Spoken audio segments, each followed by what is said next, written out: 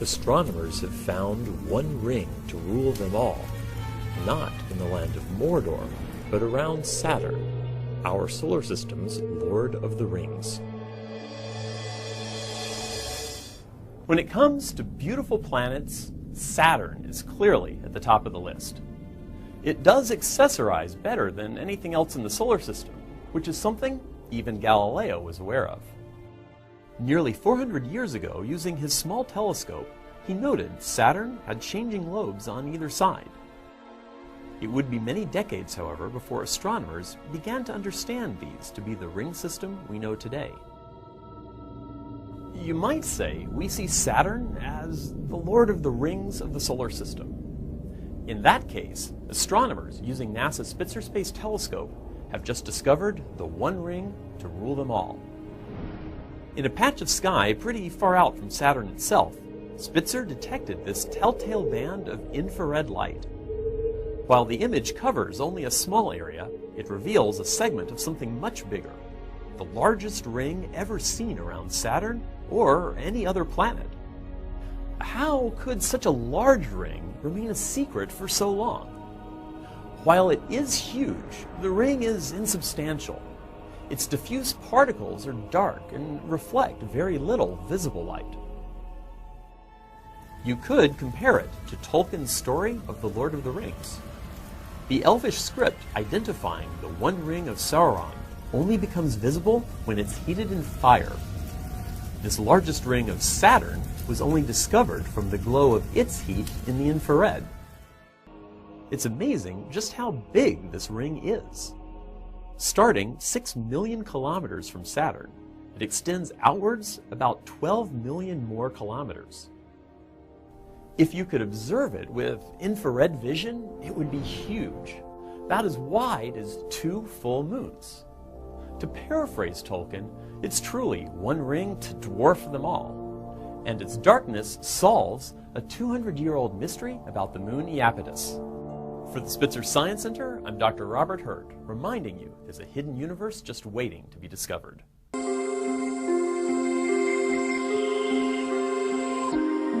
Thanks to the World Wide Web, I've been following the progress of Cassini-Huygens from the time it was launched several years ago.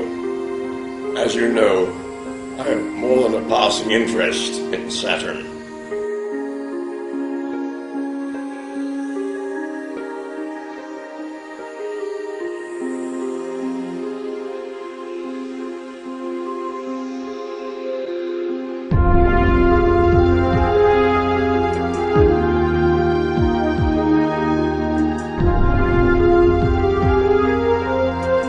Cassini is going to come within a little over 1,000 kilometers of Iapetus.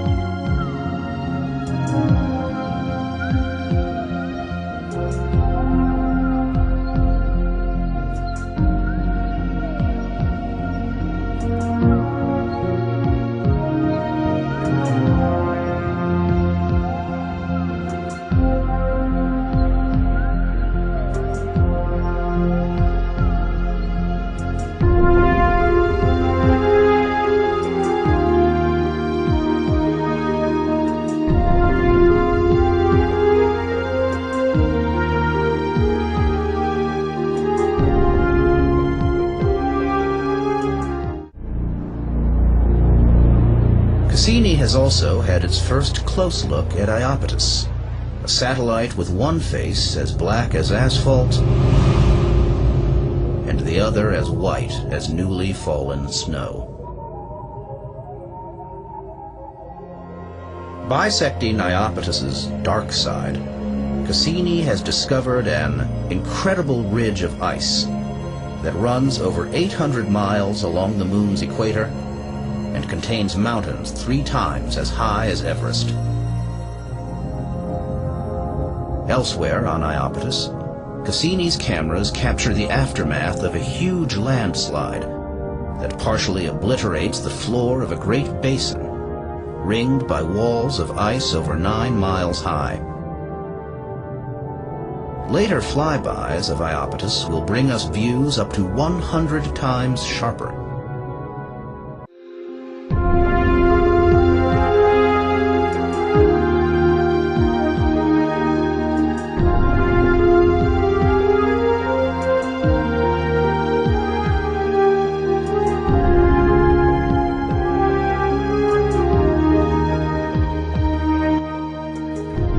More than 40 years later, I can't remember why I placed the Saturn monolith on Iapetus.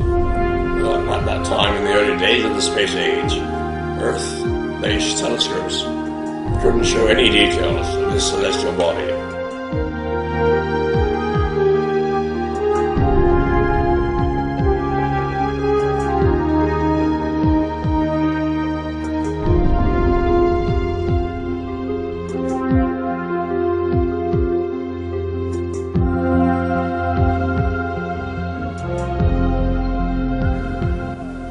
This is a particularly exciting moment for fans of 2001, A Space Odyssey, because that's where the lone astronaut, Dave Bowman, discovers the Saturn monolith, which turns out to be a gateway to the stars.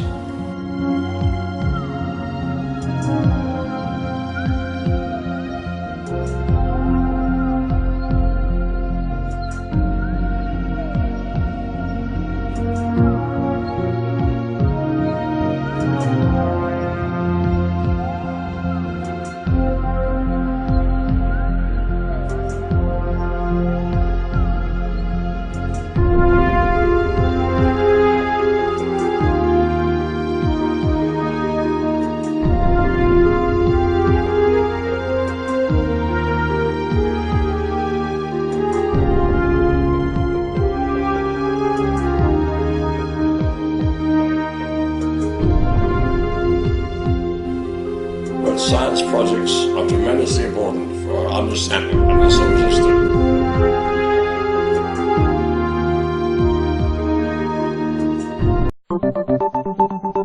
Pac-Man has been spotted orbiting Saturn. The Cassini science team took infrared pictures of one of Saturn's moons and found that the temperatures on the surface look a lot like the 80s arcade character. Look, it's Pac-Man. Well, not really, but NASA spotted the shape on thermal data from Tethys, one of Saturn's moons. This is actually the second time Pac-Man has been spotted around Saturn. It's something big, something strange, and something never seen in the universe before.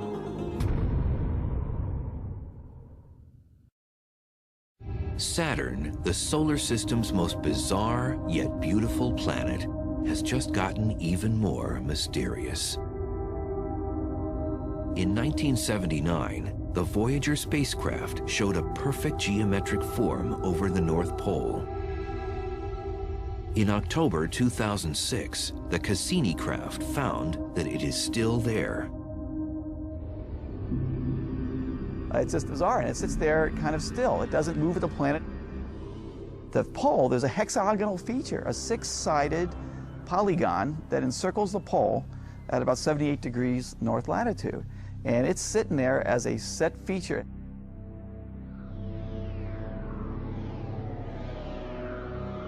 The hexagon is similar to Earth's polar vortex, which has winds blowing in a circular fashion around the pole.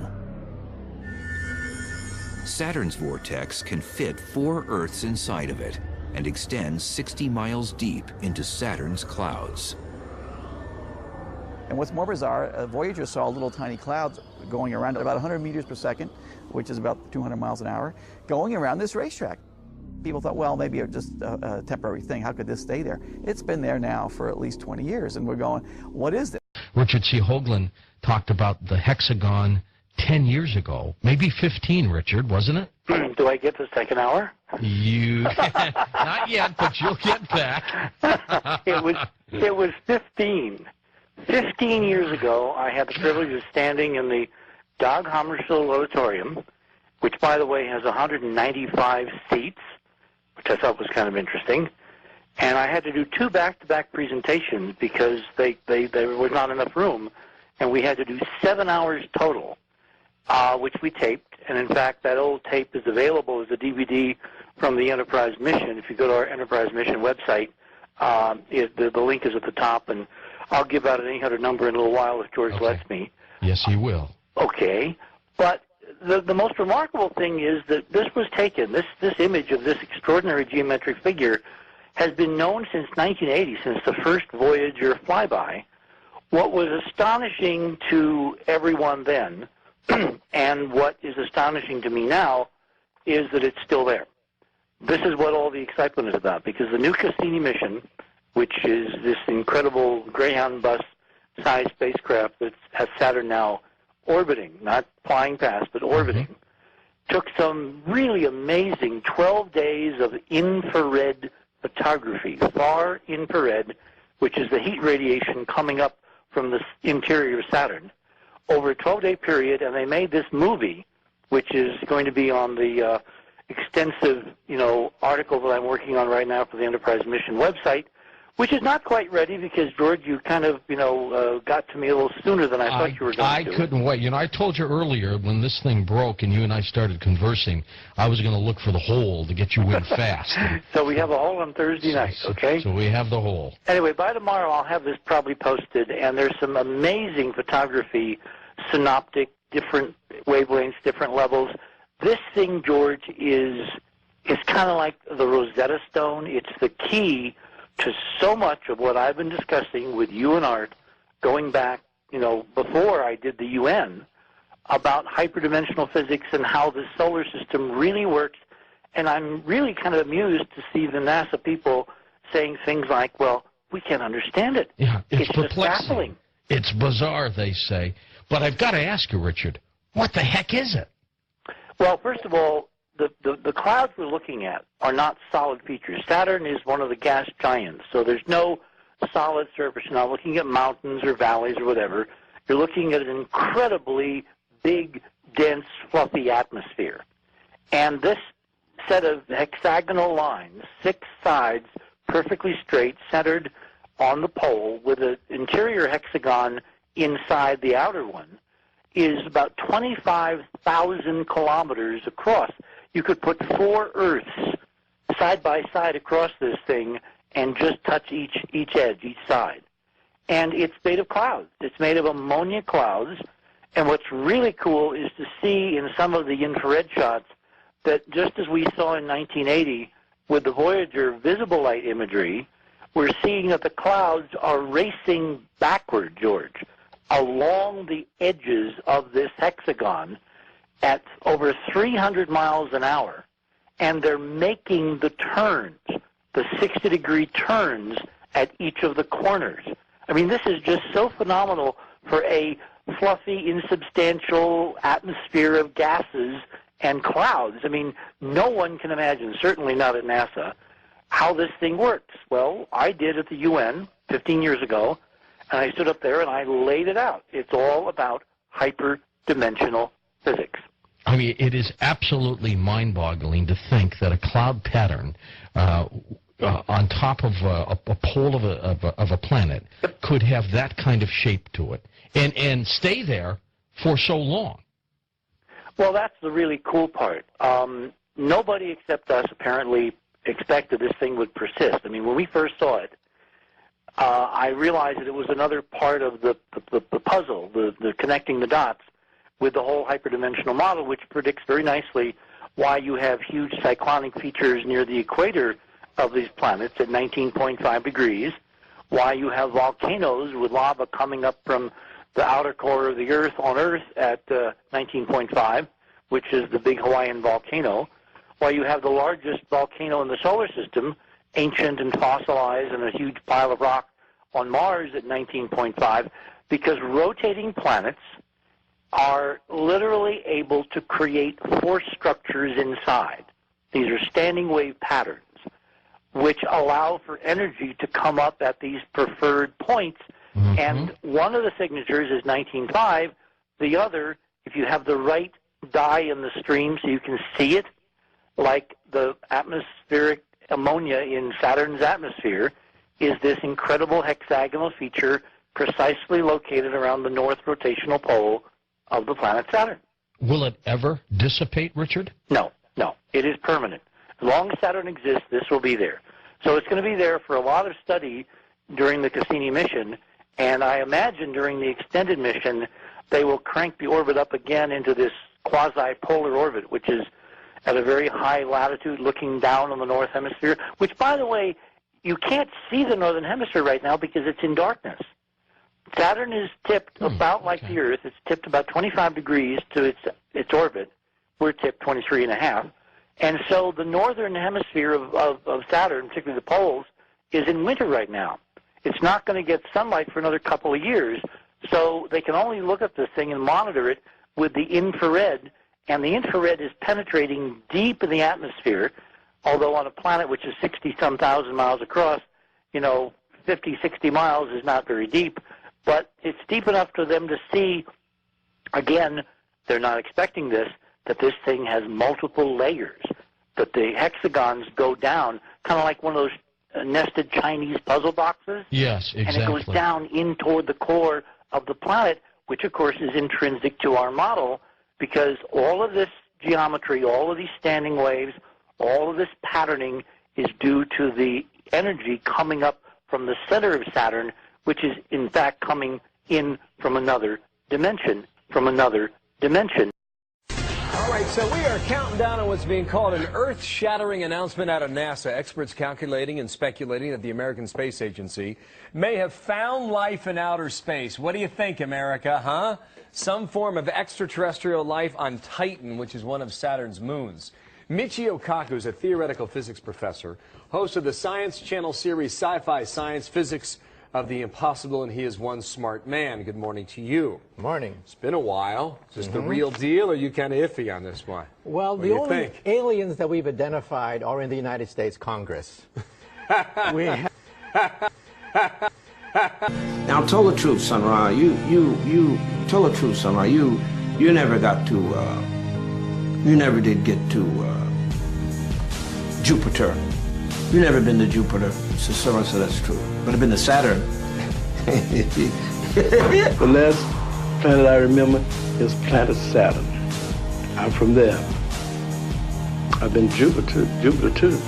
But I didn't go by myself. Some other type of beings took me, the ones that's going to land soon. He did get a passport which said that he was not born of Earth, that he was from Saturn. They got little antennas over the eyes and little antennas over the ears. One each over, one over each ear. Something like Spock. Man might have come from God. Why couldn't he have come from Saturn?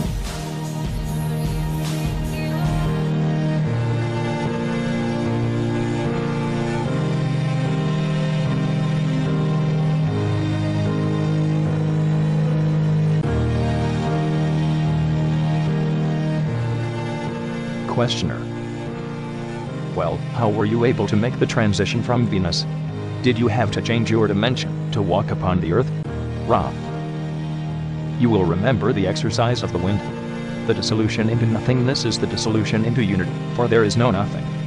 From the sixth dimension, we are capable of manipulating, by thought, the intelligent infinity present in each particle of light, or distorted light, so that we were able to clothe ourselves in a replica visible in the third density of our mind-body-spirit complexes in the sixth density. We were allowed this experiment by the council which guards this planet.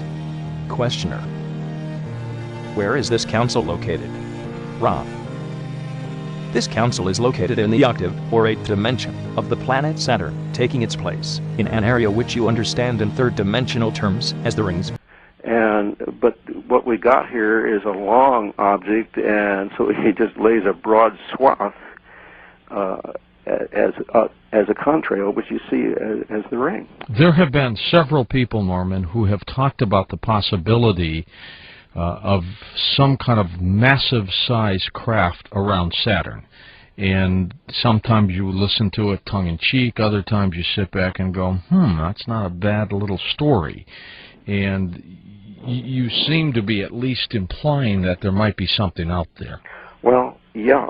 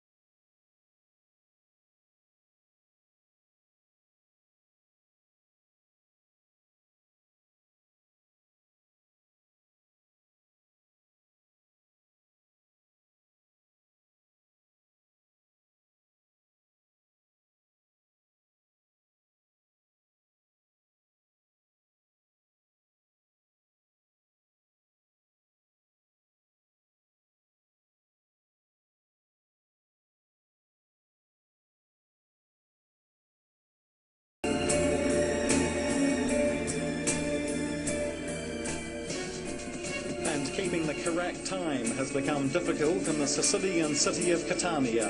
When watches and clocks sped up by up to 20 minutes every day, experts were called in. They reckon electromagnetic differences during the maintenance work on a cable from the Italian mainland is to blame.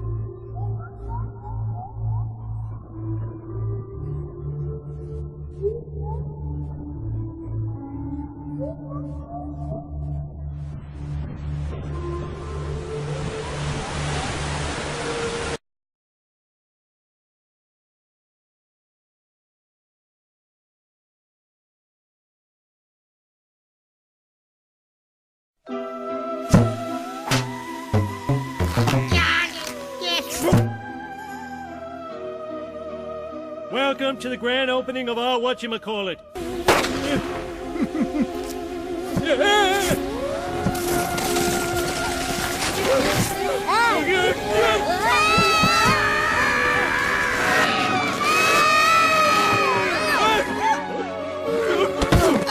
Welcome, trans-dimensional visitors. We have received your many gifts with gratitude. We have built our society around the treasures you have sent. Our most popular magazine is your President's Day mattress blowout insert. Our favorite food is your banana peel. And we listen to all our music on the most wonderful device ever created, the Zune. Zune, Zune, Zune. Treasures? Gifts? You got it all wrong. That stuff is just our old... Wonderful stuff. Enjoy it. Zune.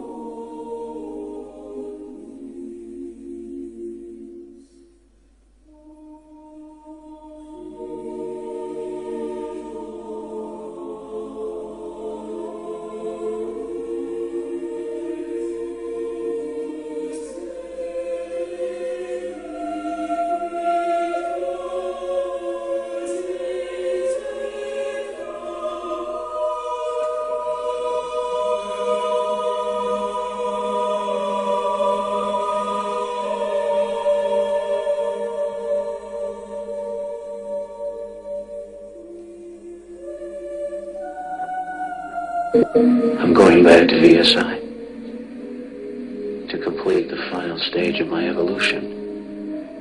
I'm going to project myself into the mainframe computer. I'll become pure energy. Once I've entered the neural net, my birth cry will be the sound of every phone on this planet ringing in unison. Listen to what you say. The first sign of psychosis is a Christ complex. Cybercry. Cybercry. Dealing with the admission that not only does the flicker rate on TV put you into a mesmerized, hypnotized, highly suggestible state, but that not only propaganda messages can be on what's being said on TV, that's one level of propaganda, and the flicker rate puts you in that suggestible state, but that that actual data that they can put signals in the flicker that can make you sick, make you angry, make you happy. This is mind control. You know, 100 years ago, how would a hypnotist hypnotize you? You know, they do it by having you watch a flashing light or a watch. Well, this is 21st century versions of that. You know, watch the watch, listen to me, do what I say. Many computer monitors and TV tubes, when displaying pulsed images, emit pulse electromagnetic fields of sufficient amplitudes to cause such excitation. It is therefore possible to manipulate the nervous system of a subject by pulsing images displayed on a nearby computer monitor or TV set. For the latter, the image pulsing may be embedded in the program material. Did you hear that on the actual video that they're feeding into it? You know, the original signal, or it may be overlaid by modulating a video stream, either with an RF signal or as a video signal. The image displayed on the computer monitor may be pulsed effectively by a simple computer program. For certain monitors, pulsed electromagnetic fields capable of exciting sensory resonances in nearby subjects may be generated even as the display images are pulsed with a subliminal intensity. That means you don't know about it.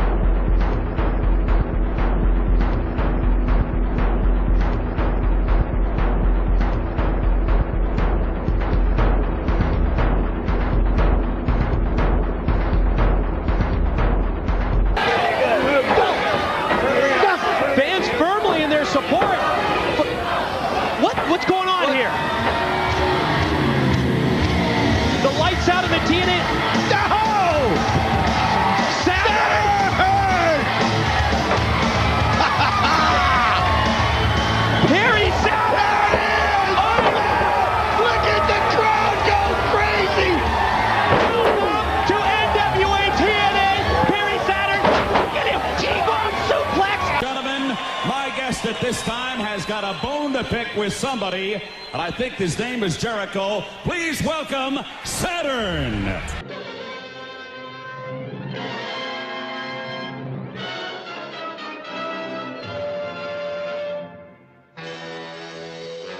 In the frozen Arctic Sea, a weird spaceship resembling the planet Saturn hovers over an ice peak. Aboard the craft, the satanic Saturnians are busily engaged in their sinister mission. Our mission goes well, Commander. Good. Once we flood this planet, there'll be no Earthmen left to resist our invasion. Lower the heat ring again.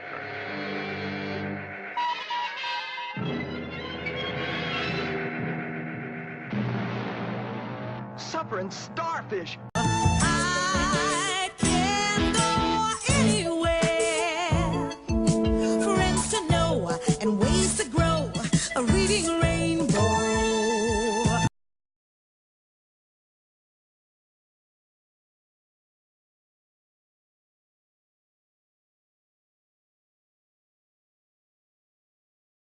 Dina the diamond was incredibly small.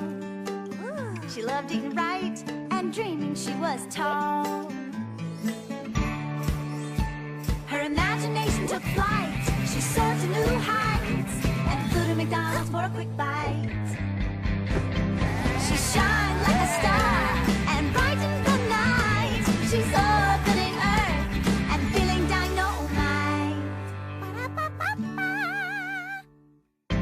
She shined like a star and brightened the night. She's orbiting Earth and feeling dynamite. Would you like to swing on a star? Carry moonbeams home in a jar. And be better off than you are. Or would you rather go to Earth? An Earthling's a creature as plain as can be. He's not as unique as you or me. His body comes in lots of different shapes. They say his relatives were chimps and apes. But if you take my advice for what it's worth, you could be happy there on Earth. Or would you like to swing on a star? Carry moonbeams home in a jar. And be better off than you are. You could be swinging on a star. Yeah, yeah. You could be swinging on a star. Saturn. Wir hassen teuer. Switch me on, turn me up. Don't wanna go to ledges, get to lust. Switch me on, turn me up. I want to touch you, you're just made for love.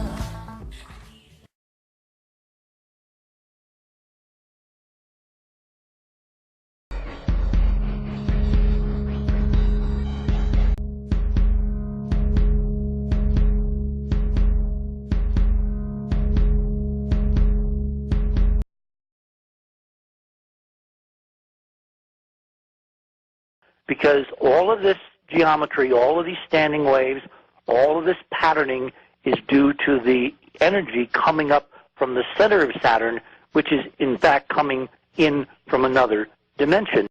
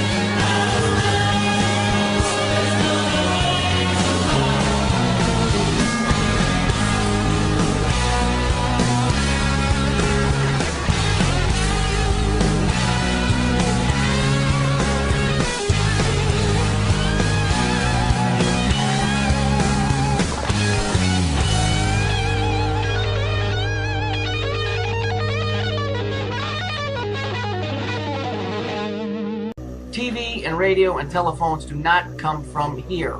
We have stations that are here. Go look at how many movies you'll see that seal of Saturn. I watched the movie the other day, and just about every shot have the seal of Saturn in it, because it's holding them in that position. When are you going to wake up?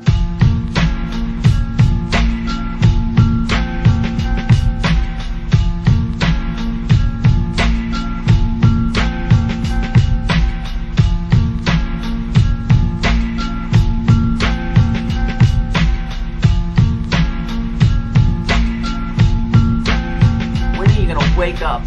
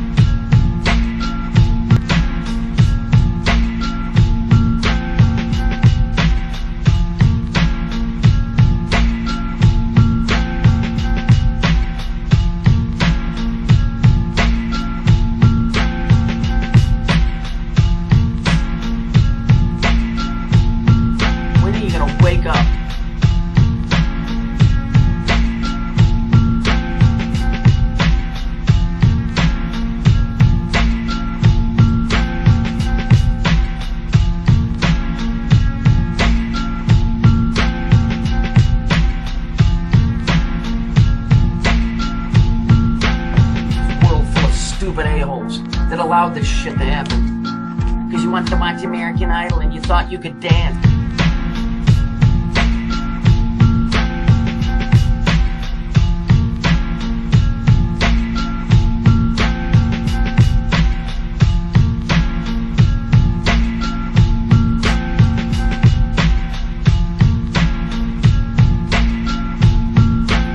When are you gonna wake up?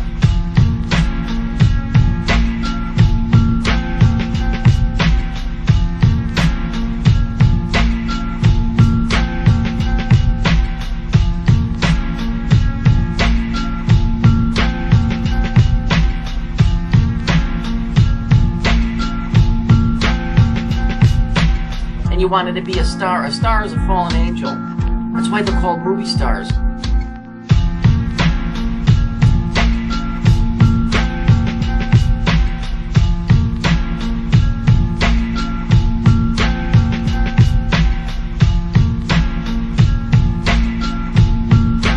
When are you gonna wake up?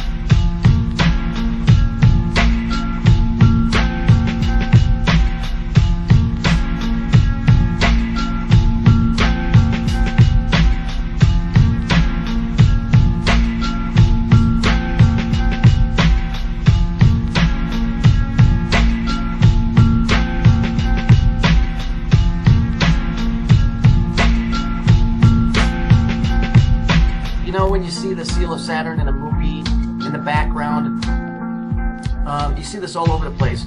It'll be in TV shows. It's because, and I'm pretty sure about this, if you go back and you read about Solomon in the Arabic versions especially, King Solomon, who was Jewish, understood how to hold demons, spiritual entities, against their will. And so Solomon's temple was built by these creatures, and sigils are very important because they create and they destroy and they do all kinds of stuff. Go read it. I'm pretty sure that the people that you think are movie stars are not humans at all. I think that they're being held against their will, and they're being used. They're being used to somebody else's agenda. That's what that seal of Saturn is. It represents a prison. And so the people that wield those and know how to do this. I told you a long time ago, TV and radio and telephones do not come from here. We have stations that are here. Go look at how many movies you'll see that seal of Saturn. I watched the movie the other day, and just about every shot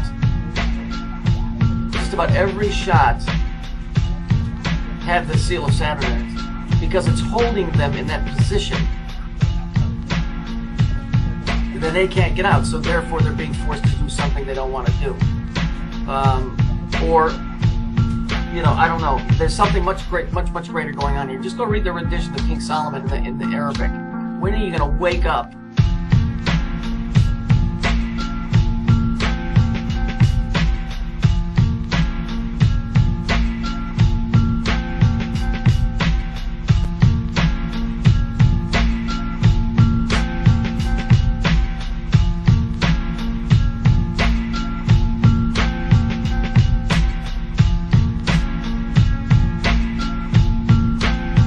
Wake up.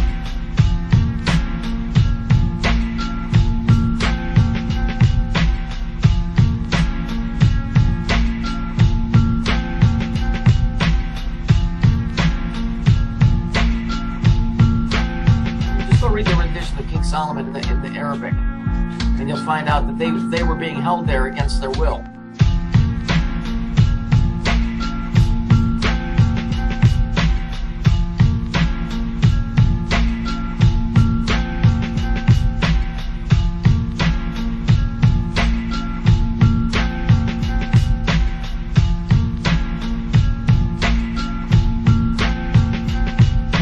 Wake up.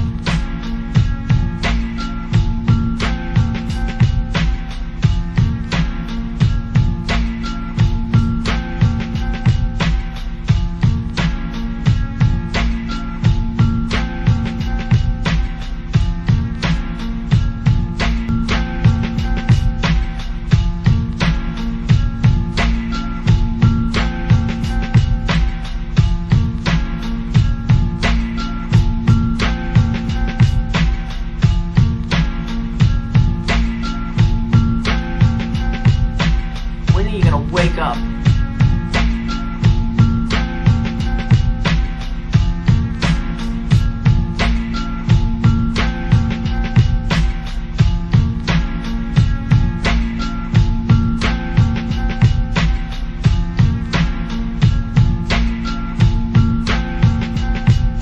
That 1,000-year reign is the same thing that Bush was doing with the thousand points of light.